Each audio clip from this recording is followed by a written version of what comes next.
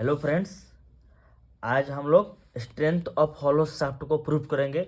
जो mechanics of solid है, जो पहले लेक्चर में हम प्रूफ किए थे। स्ट्रेंथ ऑफ सॉलिड शाफ्ट जो था मैक्सिमम पावर के लिए, उस पर निकालने थे और निकालेंगे। अब क्या निकालना है?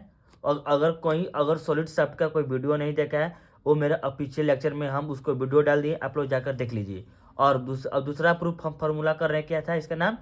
Strength of hollow shaft. ठीक है, और वीडियो में आगे बने रहिए आप लोग। देखिए, हम strength of hollow shaft prove कर रहे हैं। ठीक, कि एक मान लीजिए सर्किल ड्रॉ हम कर रहे हैं। ठीक, एक और सर्किल ड्रॉ कर रहे हैं, एक और सर्किल ड्रॉ किए। ठीक, हो गया। और एक छोटा सा सर्किल ड्रॉ किए।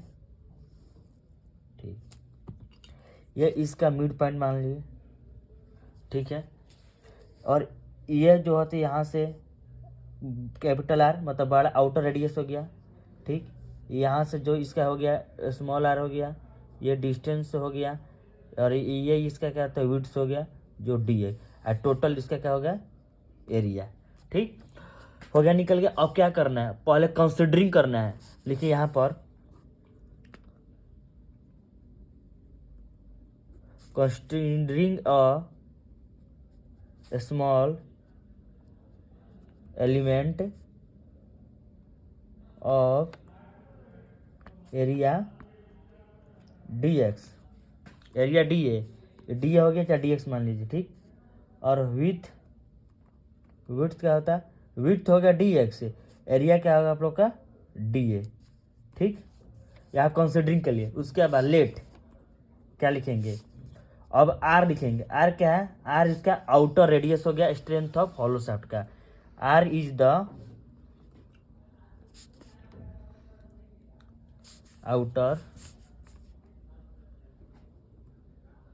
रेडियस ऑफ, किसका रेडियस? किसका हो गया? शाफ्ट का। और स्मॉल आर किसका हो गया? Inner radius.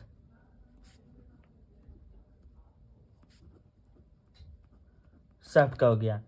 इसमें जो टाउ क्या लगता है? इसमें टाउ जो फोर्स लगेगा, क्योंकि बेंडिंग की प्रूफ है, क्योंकि टॉर्सन ऑफ शाफ्ट का टॉपिक के नाम है।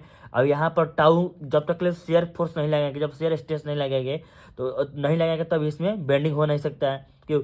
मतलब कि हॉलो शाफ्ट का मतलब क्या? ऊपर फिक्स पोजीशन है, बट नीचे क्या है? हॉलो शाफ्ट मतलब अंदर क्या खोखला है। ठीक, टाउ टाउ किस देते हैं? शेयर फोर्स या shear stress eight outer layer of shaft. हो गया। यहाँ तक आर समझ के आता है, radius shaft, R G inner radius shaft, और टाउ जो shear stress eight outer layer of shaft.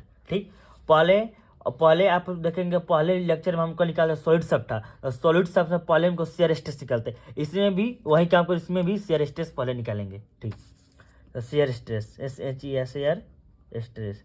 तो शेयर स्ट्रेस कैसे डिनोट किया? टाउ से। तो टाउ टाउ अपन क्या हो गया? टाउ क्योंकि इसमें शेयर स्ट्रेस सप्लाई हो रहा है, टाउ अपन, और आउटर रेडियस का आर है, और इंटू एक्स का इसका डिस्टेंस हो गया। ठीक, ये वाला यहाँ से यह डिस्टेंस हो गया। ठीक, तो मल्टीप्लाई कीजिए, क्या होगा? Tau x upon R. ये क्या निकल गया? शेयर स्ट्रेस निकल गया। ठीक, शेयर स्ट्रेस निकल, उसके बाद क्या निकले थे हम लोग? Turning force, TURNING, turning force.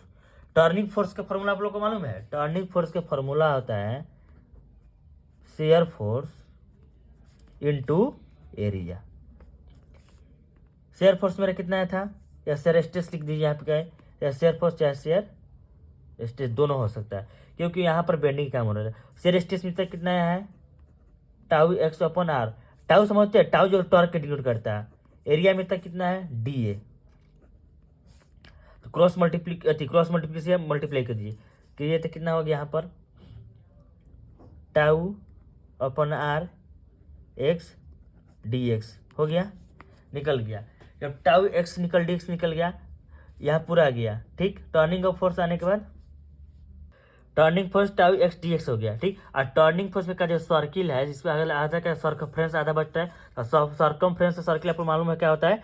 2 pi are, ठीक है। टर्निंग टाउ से डिनोट करते हैं तो पाई निकल गया, इसमें क्या था टाउ अपन आर और 2 पाई इंटू 2 पाई हो गया, और एक्स इधर है और 2 पाई हो गया, एक्स इधर x square into D S C क्या निकल गया, ये टर्निंग ऑफ फोर्स निकल गया, ठीक।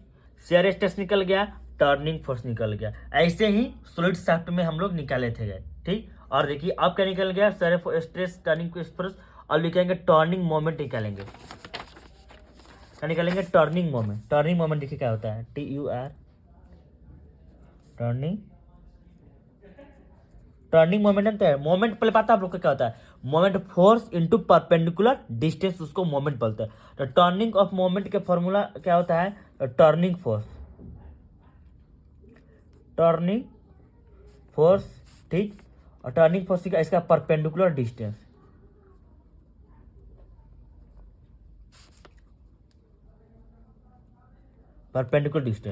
टर्निंग फोर्स मेरा कितना है देखिए, tau R 2 pi S square D x, यहाँ पर लिख दे रहे हैं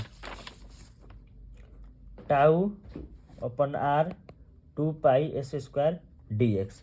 परपेंडिकुलर डिस्टेंस में सर एक्स, तो मल्टीप्लाई किए 2 pi R 2 pi x square, यहाँ पे एक एक्स स्क्वायर एस की हो जाएगा 2 डी एक्स। ये क्या निकल गया मेरा टर्निंग मोमेंट, ठीक। टर्निंग मोमेंट निकल गया।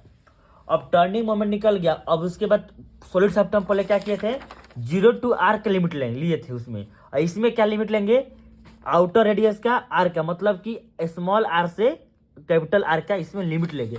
अब यहाँ पर डिफ्रेंसिएशन क्या, डिफ्रेंसिएशन क्यों करेंगे, क्योंकि हमको हॉलो शाफ्ट प्रूफ करना है, इसलिए डिफ्रेंसिएशन करें, स्मॉल r से कैपिटल R का लिमिट लेंगे, ठीक। ये जानते हैं इंटीग्रेशन डिफ्रेंसिएशन का साइन होता है, इंटीग्रेशन का होता है dt equal to capital R limit ले लिए, R ले लिए, आप ये ले लिए tau upon R 2 pi S Q D x. अब 2 पाई जितना कॉन्स्टेंट है बाहर निकाल देंगे, टाउ R निकल गया, 2 पाई निकल गया, ठीक। बच क्या क्या क्या बचा मेरा, और 2 पाई इससे बाहर निकल गया, एस क्यू बच गया, ठीक। एस क्यू का डिफ्रेंसिएशन करके एक्स क्यू पर 4 अपन 4, लिमिट क्या था कैपिटल R से स्मॉल r, ठीक। टाउ आ गया, टाउ अपन R 2 पाई, ठीक हो गया। और कैपिटल और R लिमिट के तो कैपिटल R के 4 हो गया, इसमें स्मॉल को R हो गया, इसमें R हो गया, क्योंकि लिमिट पुट किए, एक से स्मॉल R पुट किए, कैपिटल R पुट किए, आ गया यहाँ पर, ठीक। टाउ पाई लेना, टाउ R 2 पाई, ठीक। ये जो रेडियस है ना, इसको हम हमको डी में कन्वर्ट कर रहे हैं, ठीक, डी में कन्वर्ट कर रहे हैं। लिख लीजिए, ब्लैक पेन से देते हैं, radius is convert into D, D के फॉर्म में कन्वर्ट कर रहे हैं, ठीक। डी के फॉर्म का तो D4 हो जाएगा, ये स्मॉल डी है, इसका भी D4 हो गया, इसमें भी 4 हो गया, तो 4 के कितना कितना थी 5 कीजिए, उसको 2 इंटू 2 इंटू 2 के पावर 5 के थे, कहाँ पे कितना हो जाएगा 32, ठीक। यहाँ से कटा दीजिए, एक 60 बच गया, ठीक।